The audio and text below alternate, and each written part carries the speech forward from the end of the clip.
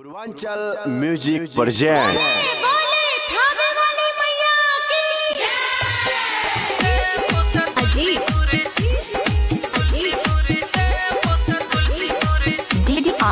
Recording studio Dumariyaganj. आप सुन रहे हैं सिंगर अशोक दीवाना जी को। हमर मूर्ति ले आइल देखी साज गइल बा, पूजा पाठ के तैयारी सब हो गइल बा, हो गइल बा। हमर मूर्ति ले आइल देखी साज गइल बा, पूजा पाठ के तैयारी सब हो गइल बा। धारावा से चुनरी हम ले आइब, भैया टेम्पू से तुलसीपुरी चल जाई, सब लगा रोकी त निकल जाइब, भैया टेम्पू से तुलसीपुरी चल जाई। टेम्पू से तुलसीपुरी, तुलसीपुरी टेम्पू से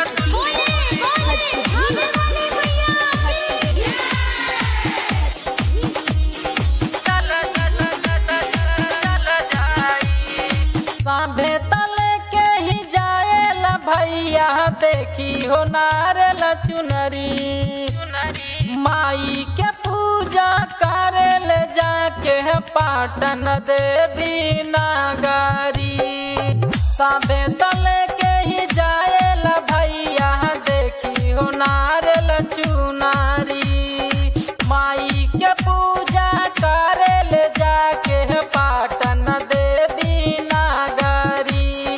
मनावा के हमारो माँ चल जाइब, भैया टेम्पू से तुलसीपुरी चल जाई, सब लगा रोकी त निकल जाइब, भैया टेम्पू से तुलसीपुरी चल जाई। टेम्पू से तुलसीपुरी, तुलसीपुरी टेम्पू से तुलसीपुरी चल जाई, चल जाई।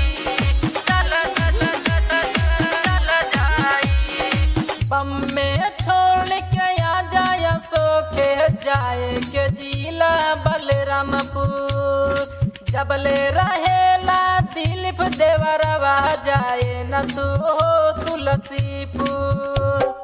बम में छोड़ के आ जाया सोखे जाए के जिला बलरामपुर, जबले रहेला परदेश देवरवा जाए न हो तुलसीपुर। सब लगा रोकी त निकल जाइब, भैया टेम्पू से तुलसीपुर चल जाई, सब लगा रोकी त निकल